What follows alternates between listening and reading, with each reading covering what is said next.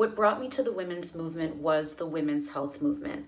Women brought a feminist perspective to health issues affecting women. They examined power relationships among individuals and between individuals and systems. The very early drafts of Our Bodies, Ourselves by the Boston Women's Health Collective, which was seminal in all this, said, "We need to know our bodies. We need to know what makes us healthy and what threatens our health. And we need to negotiate or confront the healthcare system to get the best possible health from it."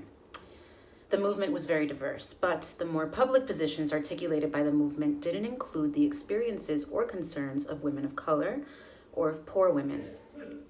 I went to conferences and get-togethers. One big one in Antioch was attended by several thousand women. The Third World Women, as we called ourselves then, would get together and craft a social and economic agenda. If we're gonna have a movement, it has to be about equity, about getting economic power, about ending violence against women.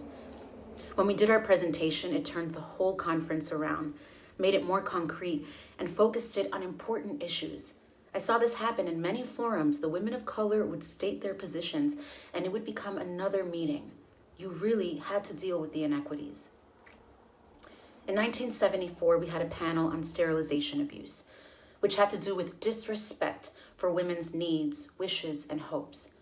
We brought up the Ralph suit, brought on behalf of two Black allegedly retarded girls, Minnie Lee Ralph, age 12, and Mary Alice Ralph, age 14, who had been sterilized without their knowledge or consent in a federally funded program in Montgomery, Alabama.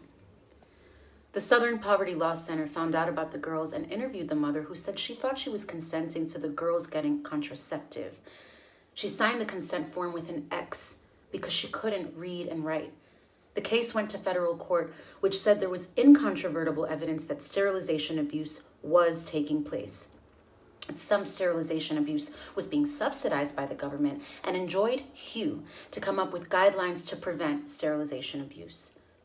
We got a lot of flack from white women who had private doctors and wanted to be sterilized.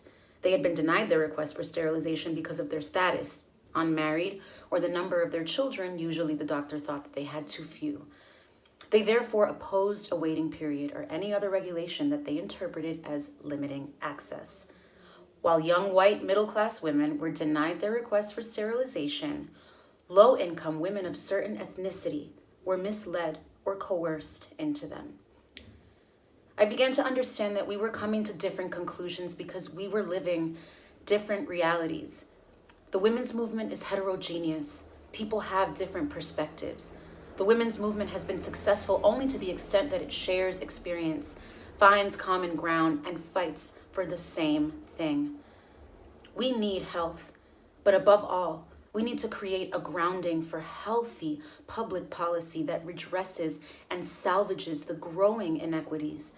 We cannot achieve a healthier us without achieving a healthier, more equitable healthcare system, and ultimately, a more equitable society.